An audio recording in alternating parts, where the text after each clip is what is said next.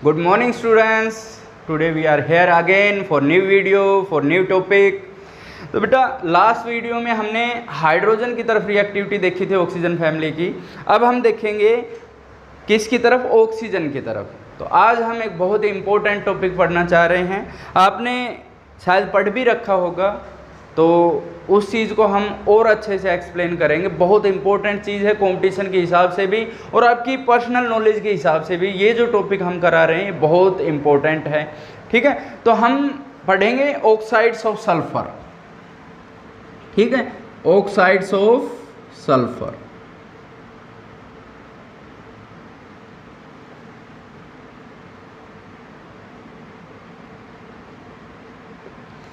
अब इस सल्फर के जो ऑक्साइड्स हैं, अगर मैं उसकी बात करूं तो उसमें आपको एक चीज़ देखनी पड़ेगी कि इसकी स्ट्रक्चर वगैरह की बात करेंगे, इसमें जो बॉन्डिंग है वो किस तरह की होगी। तो आपने कभी सुना होगा, बुक में पढ़ा होगा, या आपको किसी टीचर ने पढ़ाया भी होगा, आपके टीचर ने, और हो सकता है वो बच्चे देख रहे हैं जिनको मैंने पढ़ाया तो पढ़ाया भी होगा।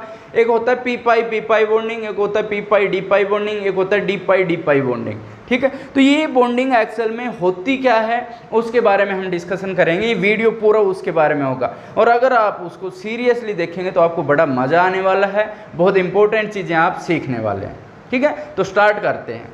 जो ऑक्साइड्स ऑफ सल्फर है उसमें मैं बात कर रहा हूँ, सबसे पहले मैं लेके चल रहा हूँ SO2 को। हम SO2 के बारे में पढ़ेंगे। हमें SO2 की स्ट्रक्चर पढ़नी है, हमें SO2 की हाइब्रिडाइजेशन पढ़नी है, हमें SO2 के बारे में पढ़ना है कि भाई SO2 जो है वो उसमें किस तरह की बॉन्डिंग होती है। सिग्मा बॉन्ड होते हैं, पाई बॉन्ड होते हैं, पाई बॉन्ड जो होते हैं वो कौन कौन से होते हैं, ठीक है।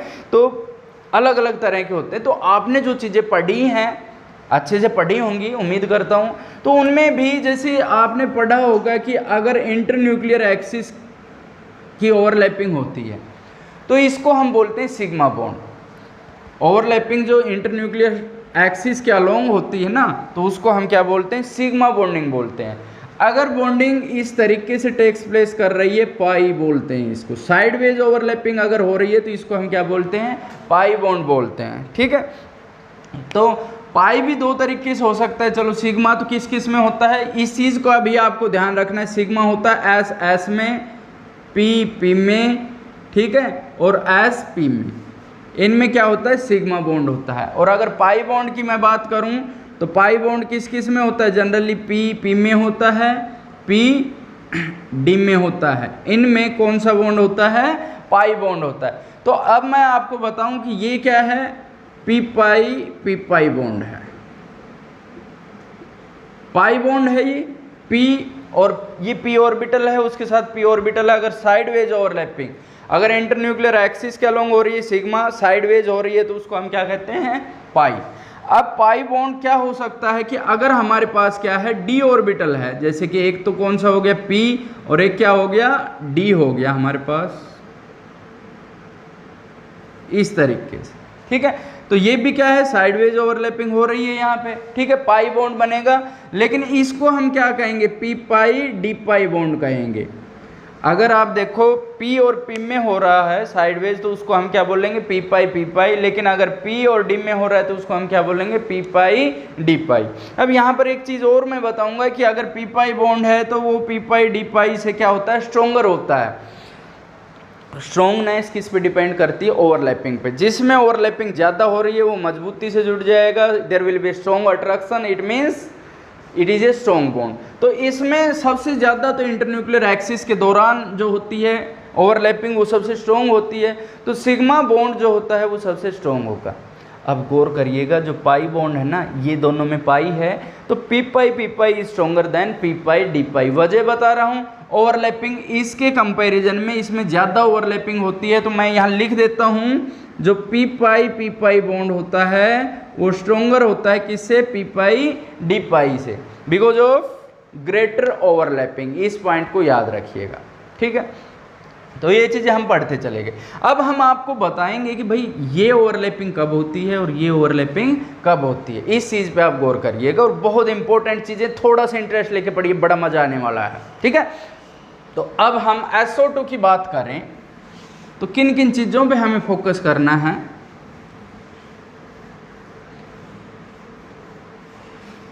हम देखेंगे कि SO2 की स्ट्रक्चर कैसी है।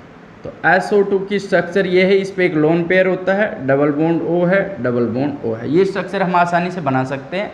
कैसे पता चला? जैसे SO2 हमारे पास है तो इस SO2 में हम क्या करेंगे, इसमें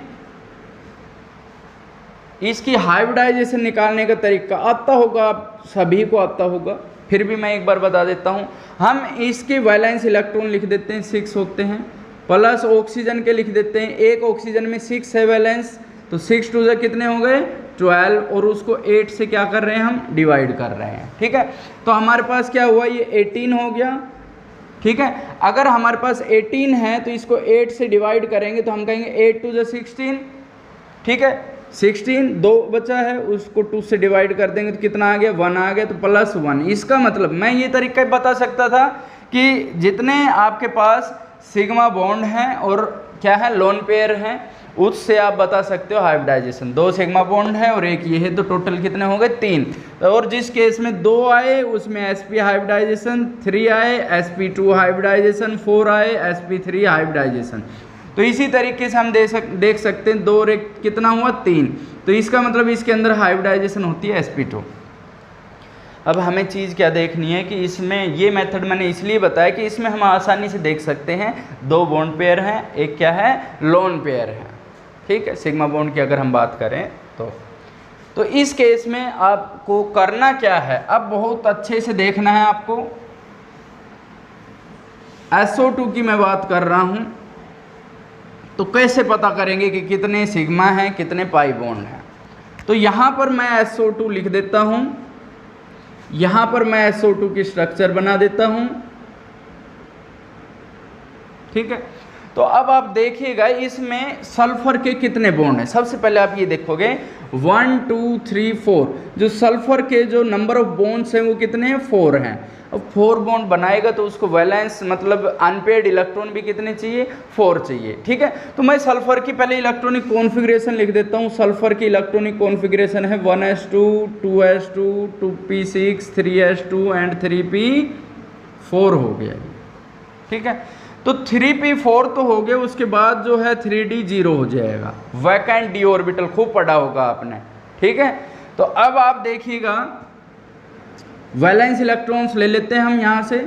s में कितने इलेक्ट्रॉन्स हैं 2 इलेक्ट्रॉन्स हैं, p में कितने इलेक्ट्रॉन्स हैं 4 इलेक्ट्रॉन्स हैं 1 2 3 4, और d कैसा है वैकेंट है। ठीक है, अब हम देख सकते हैं कि इसके अंदर होने कितने चाहिए अनपेयर्ड इलेक्ट्रॉन 4 होने चाहिए, लेकिन हैं कितने 2। तो ये ग्राउंड स्टेट है। अगर हम बात करें एक्साइटेड स्टेट की, तो एक्चुअल में इनमें एनर्जी गैप कम है। जब हम थोड़ी सी एनर्जी देंगे तो ये इलेक्ट्रॉन पहले पहुंचेगा, जंप करके चला जाएगा, इलेक्ट्रॉन जाएगा पेयर्ड में से। तो अब आप देखना क्या हुआ, यहाँ पर 2 इलेक्ट्रॉन हैं, यहाँ पर कितने हैं 3 इलेक्ट्रॉन हैं, और यहाँ पर कितने हैं 1 इलेक्ट्रॉन है। अब हम देख सकते हैं 1 2 3 4 अनपेयर्ड इलेक्ट्रॉन्स हैं, 4 ही बॉन्ड है, तो काम चल जाएगा अब हमारा। इसके बाद हमें देखनी है इसके अंदर हाइब्रिडाइजेशन, और हाइब्रिडाइजेशन मैंने आपको बता दिया था sp2, कहने का मतलब एक s और 2 p, ये हाइब्रिडाइजेशन है। ठीक है, तो मैं sp2 हाइब्रिडाइजेशन को अलग से ऐसे लिख देता हूँ sp2। ठीक है, s में 2 इलेक्ट्रॉन, ये s के 2 इलेक्ट्रॉन p के 2, ये अलग बन गया है ऑर्बिटल, इसकी हम बात कर रहे हैं sp2। ठीक है, अब एक बच गया, ये कौन सा बच गया, इस पे तो मैं sp2 लिख देता हूँ, ये सारे sp2 हैं। इसको मैं क्या लिख दूँ p लिख दूँ, और इसको मैं क्या लिख सकता हूँ d, ये d है और इसमें भी एक इलेक्ट्रॉन है और इसमें भी एक। बेटा sp2 लिखा है मैंने, sp2 अलग से लिख दिया, p जो बचा अलग से लिख दिया, d का ये इधर लिख दिया मैंने। ठीक है, अब हमारे पास 2 ऑक्सीजन है, इस बात को गौर से देखिएगा। ऑक्सीजन में जो होता है 2s2 2p4, मतलब 2p4 है हमारे पास 1 2 3 4। ठीक, तो यहां लिख देता हूं मैं 1 2 3 4, ये पहले ऑक्सीजन का है। दूसरे ऑक्सीजन के जो वैलेंस है वो यहाँ लिख देता हूँ 1 2 3 4। ठीक है, अब आप देखिएगा इस पे एक अनपेयर्ड है तो एक अनपेयर्ड ये चला जाएगा, इसको पेयर अप कर देगा। यहाँ मैं इलेक्ट्रॉन लिख देता हूँ, यहाँ से गया है, यहाँ जो है इसको ये दे देगा, तो यहाँ मैं कह देता हूँ ये, ठीक है। अब आप देखना ये दो सिग्मा बॉन्ड तो बन चुके हैं एस और ओ के बीच में, ठीक है। अब हमारे पास एक इलेक्ट्रॉन ये बचा है, तो ये क्या करेगा, इसको पेयर अप कर देगा। ध्यान दीजिएगा ये बचा हुआ इधर पेयर अप कर देगा, तो ये इलेक्ट्रॉन यहाँ हो गया, एक यहाँ का इलेक्ट्रॉन जाएगा तो ये यहाँ चला जाएगा, ठीक है। सारे पेयर अप हो गए। तो यहाँ ये तो sp2 में था, ये तो सिग्मा बॉन्ड हो गया, ठीक है। इसका p और इसका p, तो इसको मैं क्या नाम दे दूँ, p पाई बॉन्ड कह देता हूँ। अब मैं इसकी बात करूं तो ये तो p ऑर्बिटल है और ये कौन सा है d, तो इसको मैं क्या नाम दे दूं, p पाई d पाई बॉन्ड कह देते हैं हम इसको। तो अगर मैं सल्फर की बात करूं तो सल्फर और ऑक्सीजन के बीच में एक तो सिग्मा बॉन्ड है, ठीक है। उसके बाद जो हैं वो पाई हैं, एक तो p और p के बीच में बना है तो p पाई, और एक p और d के बीच में बना है तो उसको हमने क्या नाम दे दिया, p पाई d पाई। बहुत इंपॉर्टेंट पॉइंट है, इसको आप गौर करिएगा। तो आपसे एग्जाम में पूछ लिया जाए SO2 में कौन सी हाइब्रिडाइजेशन होती है, sp2। SO2 की स्ट्रक्चर कैसी होती है, आप बैंड स्ट्रक्चर ऐसे बना सकते हैं। आपसे पूछा जाए इसमें कितने सिग्मा कितने पाई बॉन्ड है, तो आप क्या कहोगे, 2 सिग्मा है और 2 पाई है। आपसे पूछा जाए कि इसमें पाई बॉन्ड कौन कौन से होते हैं, तो आप कहोगे 1 p pi and 1 p pi d pi bond होता है। ये आपको देखना है, ज़्यादा सरदर्द करने की ज़रूरत नहीं है, सिंपल सा मेथड है। एक एग्जाम्पल और दूंगा और चीज़ें ज़्यादा क्लियर हो जाएंगी आपको, ठीक है। तो ये चीज़ें आप देख लेना एक। अब आप ये कहोगे जी इसका हमें क्या पता कि ये पाई बॉन्ड ही बने हैं, तो पाई बॉन्ड आपको मैं बता देता हूँ कि अगर हमारे पास इस तरीके से है ये, ठीक है, p ऑर्बिटल है वो ऐसे होता है 3 परपेंडिकुलर px py pz। अब ये पहले इंटरन्यूक्लियर एक्सिस पे आ गए तो ये कौन सी हो गई, सिग्मा बॉन्ड। ये जो भाई साहब बच गए ये कैसे बनाएंगे, पाई। ये जो नीचे की तरफ बचे हैं ये वाले, ये भी कैसे बनाएंगे, पाई। तो 2 पाई बनेंगे क्योंकि एक सिग्मा इनके बीच में बन चुका है, ठीक है। तो एक सिग्मा ये था और एक सिग्मा इसमें था, फिर एक पाई इसने बना दिया, एक पाई इसने बना दिया, तो p पाई और p पाई d पाई बॉन्ड बन जाएंगे। अभी हम नेक्स्ट एग्जांपल लेंगे, उससे और स्थिति क्लियर हो जाएगी।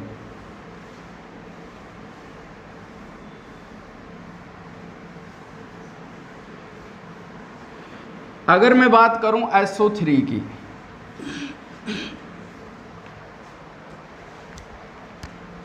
SO3 के केस में आपसे पूछ लिया जाएगा, तो SO3 के आप पहले स्ट्रक्चर बनाओगे, डबल बॉन्ड O है, डबल बॉन्ड O है और डबल बॉन्ड O है, SO3 है हमारे पास। हाइब्रिडाइजेशन आप देखिएगा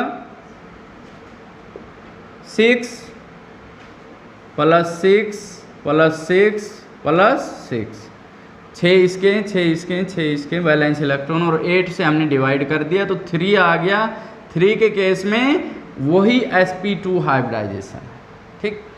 तो अब आप इसमें क्या करोगे, जो सल्फर हैं उसके टोटल बॉन्ड कितने, 6 हैं, आप काउंट करो 1 2 3 4 5 6।